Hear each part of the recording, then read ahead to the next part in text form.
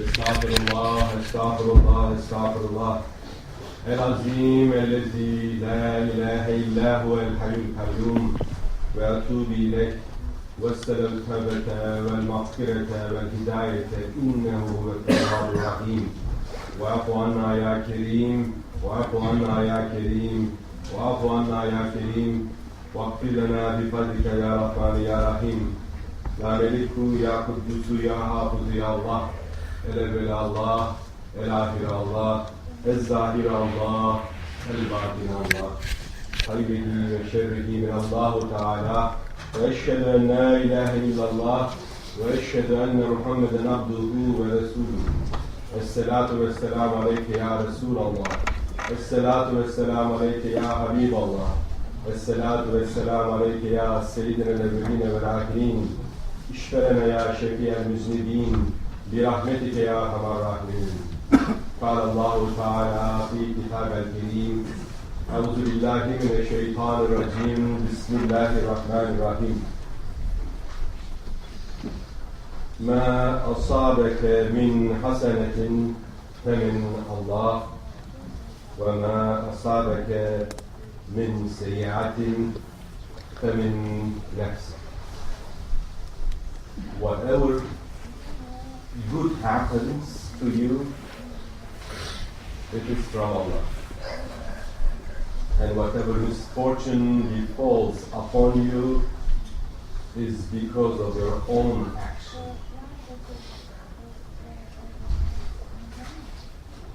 Allah Ta'ala gave us the power of choosing our actions. This very precious gift is called the will. And Allah Ta'ala gave this gift only to His supreme creation, the will. We often exercise this will, do whatever we desire, own whatever we want.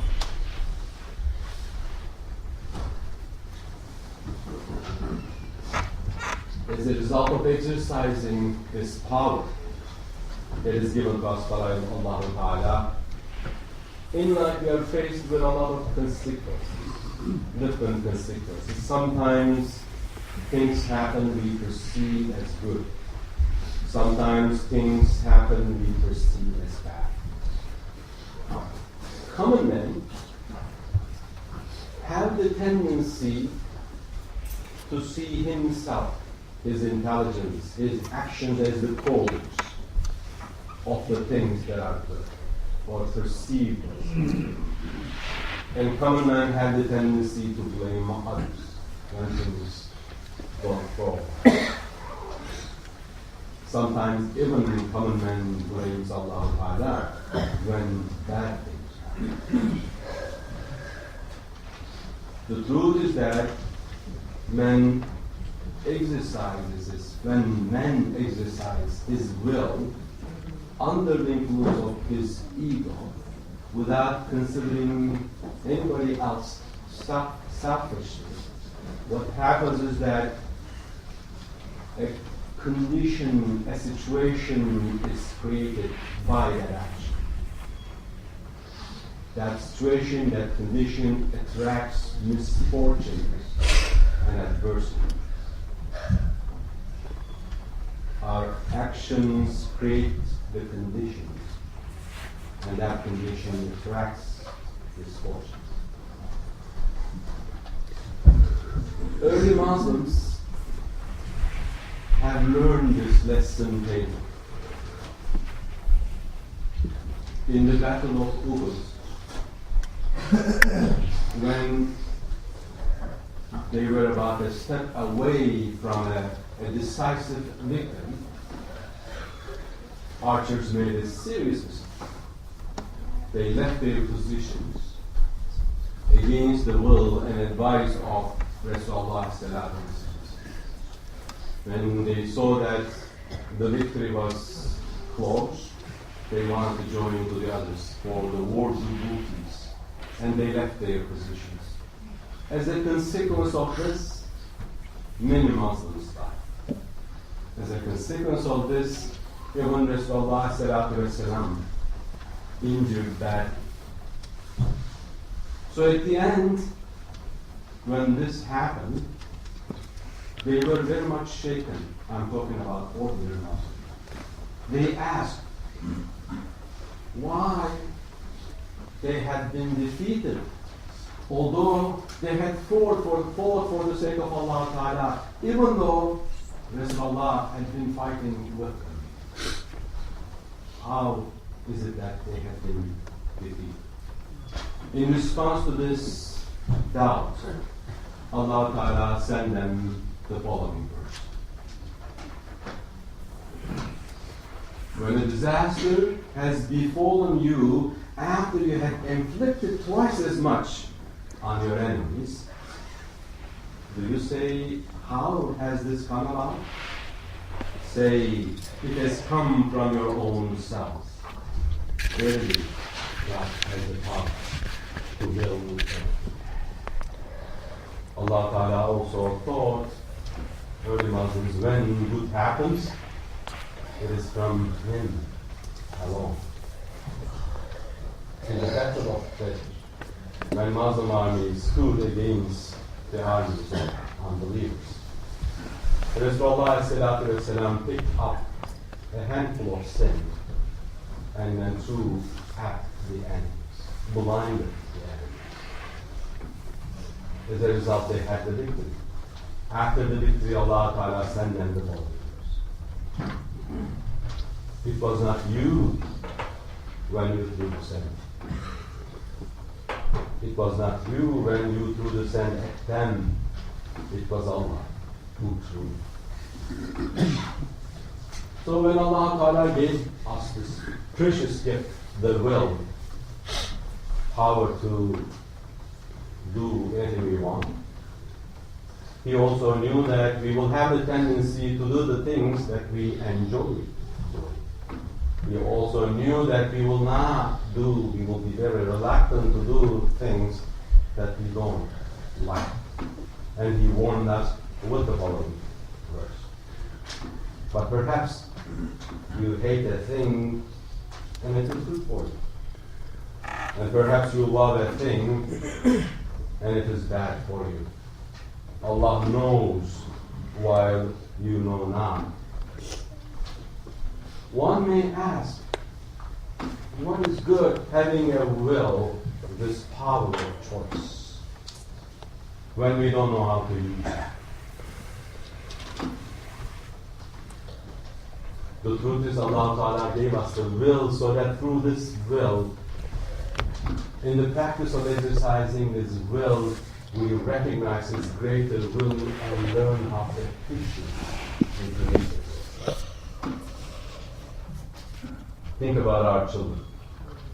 Think about how they act impulsively, and to be able to protect them, how we, using our own will, much more powerful tool than the will of our children, we restrain, we hold, we impulsively want to do things, we stop them, because our will is greater than the wills of our children. Imagine they want to jump off the table. They want to play with the fire. We stop them. We stop them because we want to protect them. But sometimes we let them do what they want to do, not because we approve, but we want them to see and understand what is right, what is wrong. We want them to learn through experience, not through blindly following our desires. Imagine that we are holding their hand and they want to run away. You know that when you let them go, they're going to fall. You know that they're going to fall, but they cry. They cry. They have to learn. They have to learn to trust in you. You let them go for a short while, they fall. When they fall, they cry. Where are they going to turn into for comfort? Where are they going to seek comfort? They're going to come back to you to seek comfort. And when they come back to you, they will appreciate more your wisdom. They will be more ready to submit their smaller will, impulsive will, for the will of their parents. We are very much like our children in front of God. Under the influence of our egos, we act selfishly. We created conditions, we created recipes for adversities, for things that we don't like to befall upon us, because we act under the influence of our lower self. In that case, sometimes Allah Ta'ala let us see the results so that we appreciate His divinity. He reminds us His divine existence through us exercising our will. Some men resisting temptations recognize His greater will and totally submit, willingly submit, not resentfully, lovingly submit their smaller will for His greater will. That is called taslim. And those who can accomplish that are the true Muslims. And they find peace, which is called Islam. When they come to this level of submission, when they start giving up their will, when they start doing these things that they love and enjoy doing, but at the same time stop resisting doing things that they would enjoy, at this level of submission, as is Allah reported, Allah Ta'ala gives them His divine power, with which when they speak, they give, Allah Ta'ala give them the power to their tongues with which Allah Ta'ala give them the power to their hands with which they hold. Allah Ta'ala give them the power to their feet with which walk. When they can submit their smaller will for the greater will of Allah.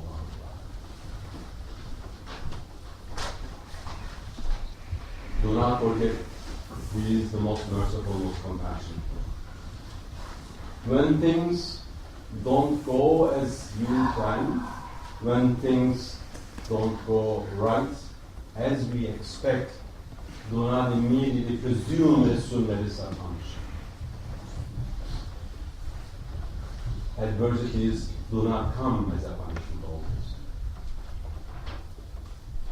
So do not presume that when things go against your wish, it is bad.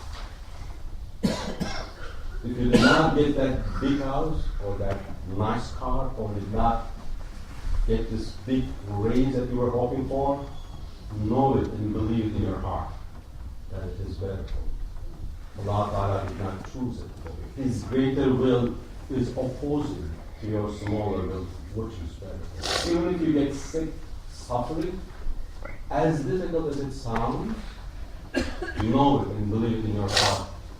It is better for you because He is exercising His greater will, and He is the most compassionate, most merciful. And if you can show patience when you do not see the results you expect, and show patience, here is the reward, as reported by the Sahaba. There is nothing that befalls a believer, not even a thorn that pricks him, but Allah will record one good deed for him and will remove one bad deed from him. Ya Rahman, Ya Rahim, all the most merciful, most compassionate one,